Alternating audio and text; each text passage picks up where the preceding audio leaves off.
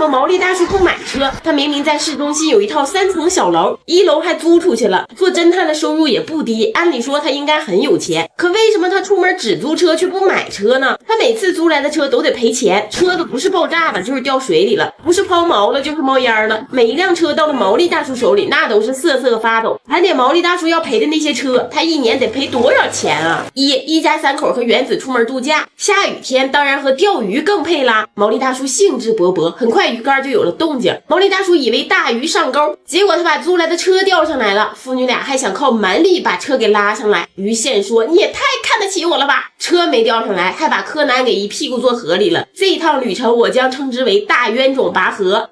2. 毛利大叔在宴会上靠读秒赢得跑车，他本以为能告别租车生涯，没想到宴会厅被装了炸弹。柯南为了救所有人，开着这辆跑车，利用炸弹的威力飞越2栋大楼，成功冲进楼顶泳池，救了所有人的命。就是可惜了毛利大叔刚赢来的车子，得而复失，他气得一头栽进水里，不愿睁开眼，希望是他的错觉。3. 毛利大叔接受委托，来到别馆调查案件，刚进屋和其他侦探会合，就听到外边的爆炸声，出来一看，所有人的车都被炸了，管你是租来的还是买来的，一个人也别想离开这儿。毛利大叔又得赔钱了，这一趟赚的委托费还不知道够不够赔车的。4. 毛利大叔租车带着俩孩子出门玩，刚上车没一会儿就发现车上被装了炸弹，只要车速低于20，那就直接升天见太奶。毛利大叔这个恨呢，你们这些罪犯就非得和我租的车过不去是吧？前几天刚赔一辆，这又得赔一辆，赚点钱还不够赔的呢。5. 一家3口出门看樱花，拍照拍的那叫一个开心，此情此景真像吟诗一首。那时候的一家3口真的好温馨好浪漫啊！要不说柯南还是得看早期剧情，现在都拉成啥了。3人拍完照回家的时候，车直接坏在树林子里了。小兰这个来气呀，每次都被破车打扰兴致，害他喵的下起了大雨，真是倒霉他妈给倒霉开门，倒霉到家了。6. 毛利大叔开的车在大雾里穿梭，车灯闪烁了几下直接灭了，小兰更来气了，本来就害怕，车灯还灭了，老爸开车也不行啊，所以以后就叫他灭爸爸。